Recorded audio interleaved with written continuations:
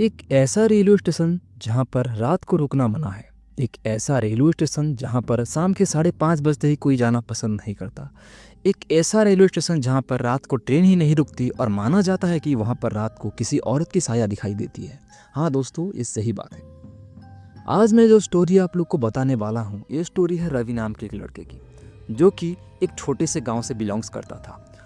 वो अपने परिवार में बस उसके माँ बाप के साथ वो अकेला ही था, इसीलिए वो हमेशा ट्रेन से ऑफिस जाता, ऑफिस से घर आता। बाकी उसके सारे दोस्त वहाँ पर रेंट लेके रह रहे थे, लेकिन ये उतना अफोर्ड नहीं कर पाता, इसीलिए वो हमेशा ट्रेन से कोलकाता जाता। कोलकाता के एक प्राइवेट कंपनी में काम करता था। वहाँ पे काम ख़त्म करके शाम के 5-6 बजते ही वो घर के लिए निकल जाता। उसका हर रोज़ का यही काम था और यही चल रहा था और वो अच्छे से चल रहा था।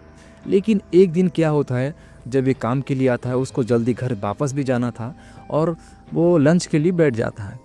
लंच के लिए जब बैठते हैं तो उसका एक दोस्त होता है जो बोलता है, भाई आज तू जल्दी जा रहा है, अगर किसी भी कारण से ट्रेन लेट होता है या ट्रेन में कोई प्रॉब्लम होता है तो तू वो बीच में आने वाली वो स्टेशन है जिसका नाम है बेगुनकोड़ा, तो वहाँ पे मत रुकना, क्योंकि उस स्टेशन का सीन कुछ ठीक नहीं है। यहाँ पर कभी कभी कुछ ऐसी चीज़ें हो जाती है जो कि तुम विश्वास नहीं कर पाओगे। कुछ कभी कभी लोग बोलते हैं कि वहाँ पर एक औरत की साया भी दिखाई देती है, तो किसी भी प्रॉब्लम हो जाए तो वहाँ पर मत रुकना। तो रवि बोलता है, यार मैं इन सभी चीज़ों पर विश्वास नहीं करता हूँ, अगर कुछ ऐसा हुआ मेरे साथ तो देखा जाएगा, अगर कुछ प्रॉब्लम हुई, मुझे कुछ कारण की वजह से वहाँ पर उतरना पड़ा तो मैं देख लूँगा, उसके लिए मुझे कोई टेंशन नहीं है। ऐसा बोल के उसकी दोस्त को बात को वो नज़रअंदाज कर देता है। उसके बाद वो निकल जाता है। वो मोबाइल पे कुछ चेक नहीं करता कि आखिर आज ट्रेन है या नहीं है, पर जब वो स्टेशन को पहुंच जाता है तब उसे पता चलता है कि आज का ऑलमोस्ट बहुत सारे ट्रेन कैंसिल है। बस एक ट्रेन है जो कि बेगुनकोड़ा तक जाता है और वहाँ से 1 घंटे के बाद और एक ट्रेन है जो कि उसके गांव तक जाता है।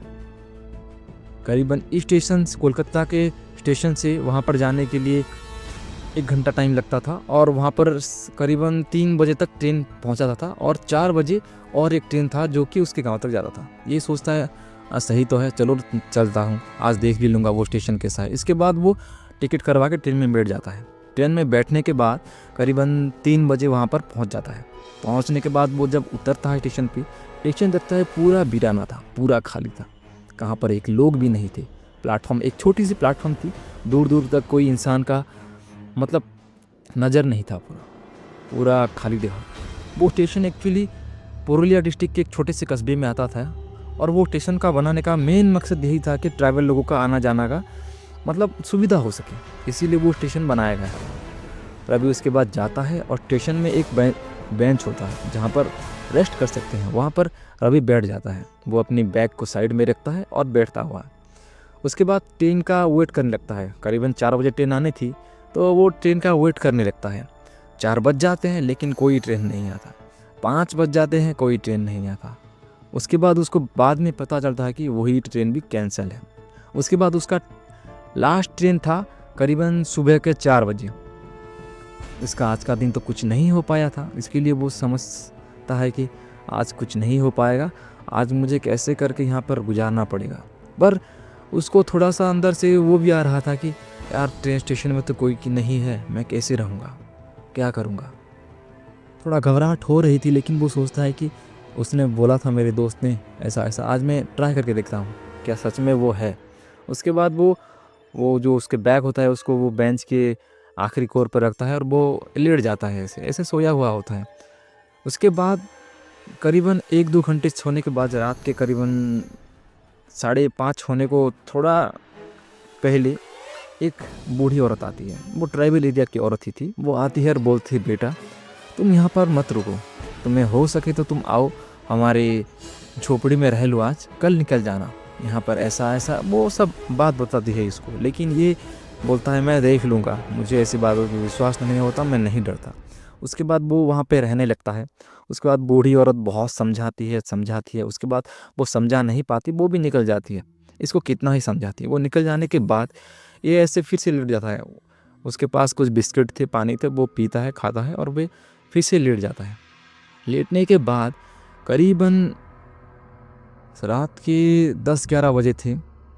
इसको इतना कुछ नहीं याद आ रहा था, लेकिन उसका टाइम जो घंटा भी था वो भी थोड़ा बंद पड़ गया था किसी वजह से, इसको टाइम कुछ मालूम नहीं पड़ रहा था, उसी जगह पर उसका नेटवर्क भी नहीं आ रहा था, तो वो सोया हुआ होता है। लेकिन रात के करीबन 1 बजे वो उसका आँख धीरे धीरे ऐसे खुलने लगता है, मतलब कुछ आवाज़ आने लगता है तो उसका आँख धीरे धीरे खुलने लगता है।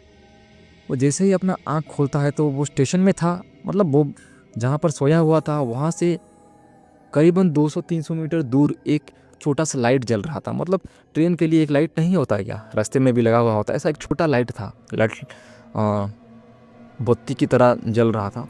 उसके नीचे उसको देखने को मिलता है एक वाइट साड़ी पहनी हुई लड़की जो कि ठहरी हुई है। उसके बाद वो अपनी आंखें को ऐसे रौंदता है, उसके बाद फिर से देखता है तो उसको कोई दिखाई नहीं देता। ये समझता है शायद मेरा वहम होगा, इसीलिए वो फिर से सोने लगता है। पर जब वो फिर से आँख खुलता है तो उसी साया को थोड़ी सी पास दिखाई देता है उसे। वो अचानक पूरा घबरा जाता है, क्या हुआ ये।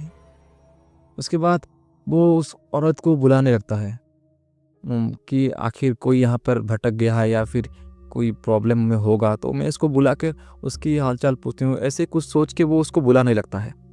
पर बुलाने का भी कोई असर नहीं होता, वो वैसे ही खड़ी रहती है धीरे धीरे। पर जब वो थक हार के उसके नहीं बुला पाता और उसके बाद वो फिर से सोने लगता है, वो सोचता है वो चली जाएगी जहाँ से आई है, मैं सोता हूँ। जब सोता है और फिर से अपनी आँख खोलता है वो उसको करीबन अपने पास ही पाता है, मतलब ऐसे 10 मीटर दूर पाता है। उसके बाल पूरे मुंह में ढकी हुई थी, वो वाइट साड़ी पहनी थी।